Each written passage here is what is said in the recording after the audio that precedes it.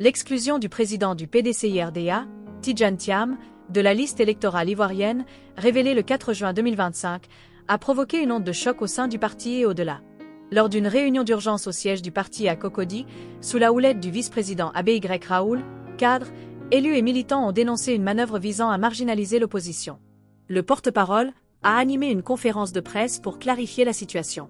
Selon le PDCI-RDA, la radiation de Thiam et d'autres leaders de l'opposition résulte d'une publication précipitée de la liste électorale, entachée d'irrégularités non corrigées. Le parti a saisi le Comité des droits de l'homme des Nations Unies pour contester ces exclusions, tout en dénonçant les arrestations arbitraires de militants. Face à cette crise, le PDCI-RDA reste ferme. Des marches pacifiques sont prévues, selon un calendrier établi, pour exiger le rétablissement des droits électoraux de Thiam. Une marche nationale est annoncée pour le 11 juin à Abidjan, avec un itinéraire en cours de négociation avec la police. Tidjane Thiam, président du PDCI-RDA de la liste électorale, est au centre des discussions et la direction du parti prend toutes les dispositions afin qu'il soit rétabli dans ses droits.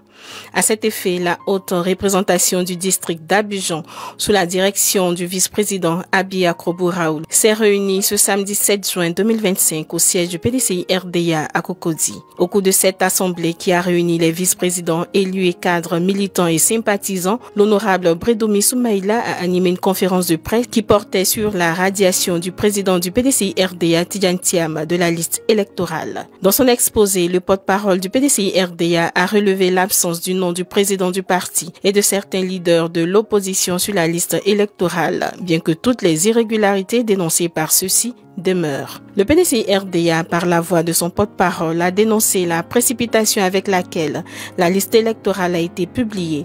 Aussi est-il revenu sur la saisine du Comité des droits de l'homme des Nations Unies et les arrestations arbitraires que subissent les militants.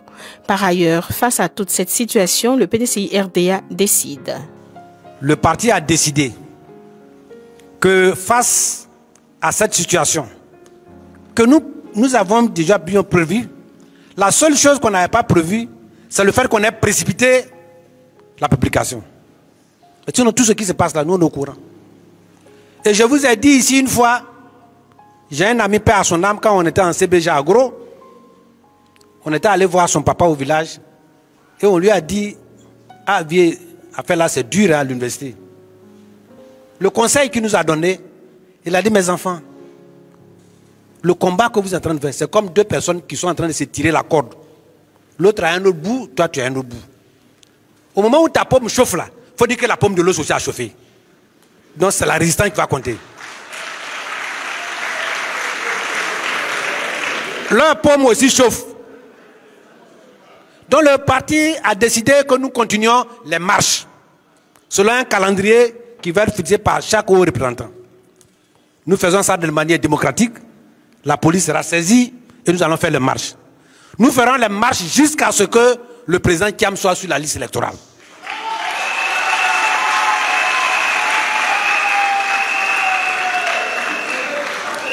La deuxième chose, le parti a autorisé au président du parti de ne point se préoccuper de ce que nous faisons ici, de s'occuper de l'extérieur. Et le président à l'extérieur, on a parlé qu'il était à Jérusalem, parce que nous on croit en Dieu.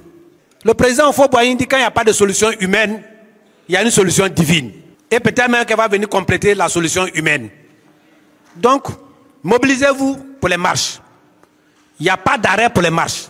En plus des marches éclatées, il est prévu dans le calendrier une marche nationale.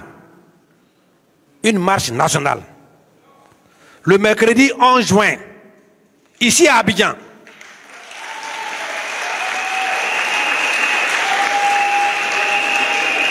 À partir de 9 h à Cocody. Et comme nous devons faire les choses dans les règles de l'art, nous sommes en négociation avec la police pour avoir l'itinéraire. Quand nous aurons su l'itinéraire, nous allons vous communiquer l'itinéraire.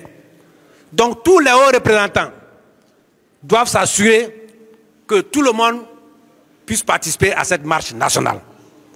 Voilà pour le moment la première phase des décisions que la haute direction a prises. Préparons-nous donc pour le mercredi 11 à partir de 9 h.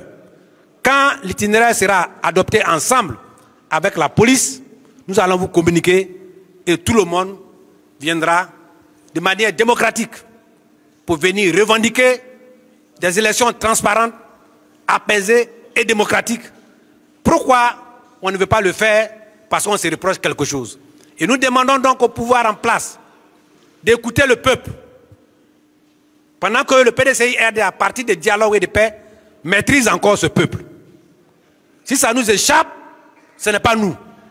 Voilà. Les militants du PDCI-RDA sont appelés à rester mobilisés et à l'écoute de la direction